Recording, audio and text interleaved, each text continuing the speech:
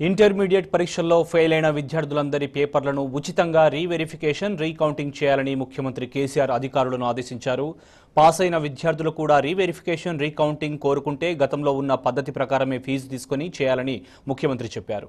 ఇక reverification, recounting ప్రక్రియను వీలైనంత త్వరగా ముగించి విద్యా సంవత్సరం కోల్పోకుండా అడ్వాన్స్డ్ సప్లిమెంటరీ పరీక్షలు నిర్వహించాలని ఆదేశించారు. రీవెరిఫికేషన్, రీకౌంటింగ్, అడ్వాన్స్డ్ సప్లిమెంటరీ పరీక్షల నిర్వహణ ప్రక్రియనంతా పర్యవేక్షించే బాధ్యతను విద్యాశాఖ కార్యదర్శి బి జనార్దన్ రెడ్డికి ముఖ్యమంత్రి అప్పగించారు. భవిష్యత్తులో పరీక్షల నిర్వహణలో ఎలాంటి ఇబ్బందులు, తలనొప్పులు లేకుండా అనుసరించాల్సిన వ్యూహం ఖరారు చేయాలని అధికారులను సీఎం కేసీఆర్ ఆదేశించారు. ఇంటర్మీడియట్ పరీక్షల్లో ఫెయిల్ అయిన విద్యార్థులు కొందరు ఆత్మహత్య చేసుకోవడం పట్ల ముఖ్యమంత్రి కేసీఆర్ తీవ్ర దిగ్భ్రాంతిని వ్యక్తం చేశారు. ఈ ఆత్మహత్యలను అత్యంత దురదృష్టకరమైన సంఘటనలుగా సీఎం పేర్కొన్నారు. ఇంటర్మీడియట్లో ఫెయిల్ అయినంత మాత్రాన జీవితం ఆగిపోదని, కాబట్టి విద్యార్థులెవరూ ఆత్మహత్య చేసుకోవద్దని సీఎం విజ్ఞప్తి చేశారు.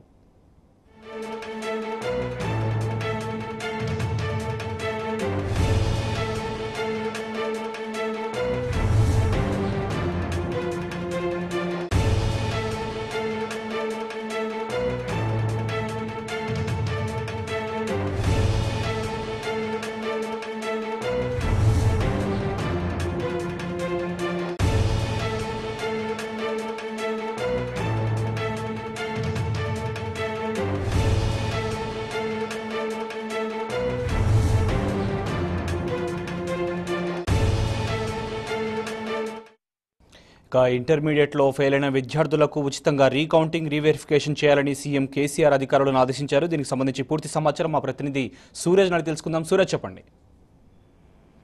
ఇంటర్మీడియట్ పరీక్షల్లో ఫెయిల్ అయిన విద్యార్థులందరికీ కూడా పేపర్లను ఉచితంగా రీవెరిఫికేషన్, రీకౌంటింగ్ చేయాలని చెప్పేసి ముఖ్యమంత్రి కేసీఆర్ ఆదేశించారు. పాస్ అయిన విద్యార్థులకు మాత్రం రీవెరిఫికేషన్, రీకౌంటింగ్ కోరుకుంటే కనుక గతంలో ఉన్న పద్ధతి ప్రకారమే ఫీజు క్రమంగా తీసుకుని ఆ ప్రక్రియను ముగించాలని చెప్పేసి కూడా ఆయన ఇవాళ సూచించడం జరిగింది. రీవెరిఫికేషన్, రీకౌంటింగ్ ప్రక్రియను వీలైనంత తొందరగా ముగించి విద్యా సంవత్సరం విద్యార్థులు కోల్పోకుండా అడ్వాన్స్డ్ సప్లిమెంటరీ పరీక్షలు కూడా నిర్వహించాలని చెప్పేసి ఆయన సూచించడం జరిగింది.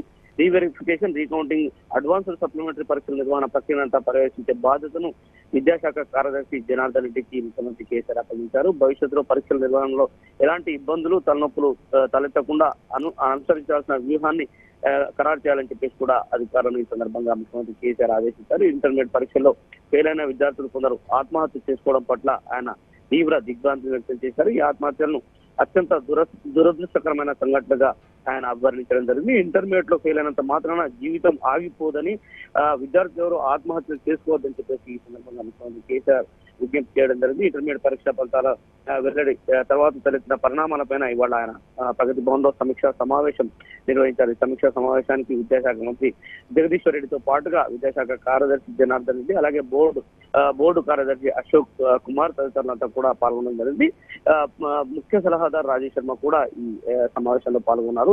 ఏడాది మొత్తం 9.74 లక్షల మంది విద్యార్థులు ఇంటర్మీడియట్ పరీక్షలను రాయడం జరిగింది. వాళ్ళలో 3.28 లక్షల మంది విద్యార్థులు ఫెయిల్ అయ్యారు. మార్కులను కలిపే క్రమంలో కొన్ని తప్పులు జరగడం వల్ల తమకు కావాల్సిన మార్కుల కన్నా తక్కువ మార్కులు వచ్చి ఫెయిల్ అయ్యామని కొంతమంది విద్యార్థులు, వాళ్ళ తల్లిదండ్రులు భావిస్తున్నారు. ఈ నేపథ్యంలోనే వాళ్ళ అనుమానాలను నివృత్తి చేయడానికి ఫెయిల్ అయిన విద్యార్థులకు ఉచితంగా రీవెరిఫికేషన్ చేయించుకునే వెసులుబాటు కల్పించాలని ముఖ్యమంత్రి కేసీఆర్ ఆదేశించారు. విద్యార్థి ఏ సబ్జెక్ట్ లో అయితే ఫెయిల్ అయ్యారో ఆ పేపర్ ను రీవెరిఫికేషన్ చేయాలని చెప్పేసి సూచించడం జరిగింది. రీకౌంటింగ్ కూడా చేయాల్సిన అవసరం ఉందని చెప్పేసి కూడా ఆయన అభిప్రాయపడ్డారు. పాస్ అయిన విద్యార్థులకు కూడా రీవెరిఫికేషన్ కోరుకుంటే గతంలో అనుసరించిన పద్ధతి ప్రకారమే వాళ్లకు ఫీజు తీసుకొని ఆ ప్రక్రియను వీలైనంత త్వరగా ముగించాలని చెప్పేసి కూడా సూచించడం జరిగింది. నీట్, జేఈ లాంటి దేశవ్యాప్త ప్రవేశ పరీక్షలకు విద్యార్థులు హాజరు కావాల్సి ఉన్న నేపథ్యంలో వీలైనంత తొందరగా అడ్వాన్స్డ్ సప్లిమెంటరీని కూడా నిర్వహించి ఫలితాలు వెల్లడించాలని చెప్పేసి ఇవాళ ఆయన అధికారులను ఆదేశించడం జరిగింది. ఇంటర్మీడియట్ తో పాటుగా ఎంసెట్ తదితర ప్రవేశార్హత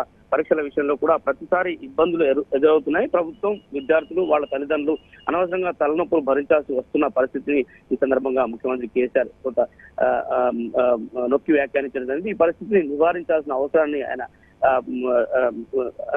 నొక్కి చెప్పడం జరిగింది. పరీక్షల నిర్వహణను స్వతంత్ర సంస్థకు అప్పగించే అవకాశాలు ఉన్నాయా లేవా అన్న సంగతి పైన పరిశీలించాలని చెప్పేసి కూడా అధికారులకు సూచించారు. మెరుగైన పరీక్షల నిర్వహణ ఏ దేశంలో, ఏ రాష్ట్రంలో ఉందో అధ్యయనం చేసి ఆ పద్ధతులను మన రాష్ట్రంలో కూడా అమలు చేయాలని చెప్పేసి కూడా సూచించడం జరిగింది. భవిష్యత్తులో ఇలాంటి తలనొప్పులు లేని పరీక్షల విధానం తీసుకురావాల్సిన అవసరాన్ని ముఖ్యమంత్రి కేసీఆర్ సందర్భంగా చూపారు. ఇందుకోసం ఇప్పటి నుంచే కసరత్తు మొదలు పెట్టాలి. రాష్ట్రంలో ఎన్నో రుగ్మతలు నివారించగలిగాం, ఎన్నో సమస్యలకు పరిష్కారాలు చూపగలిగాం. అలాంటి పరీక్షల నిర్వహణ పెద్ద దీంట్లో ఉన్న అడ్డంకులను తొలగించడం పెద్ద అసాధ్యమేమి కాదని చెప్పేసి కూడా ఈ సందర్భంగా కేసీఆర్ వ్యాఖ్యానించడం జరిగింది. Shobhan. Right Suresh, thank you.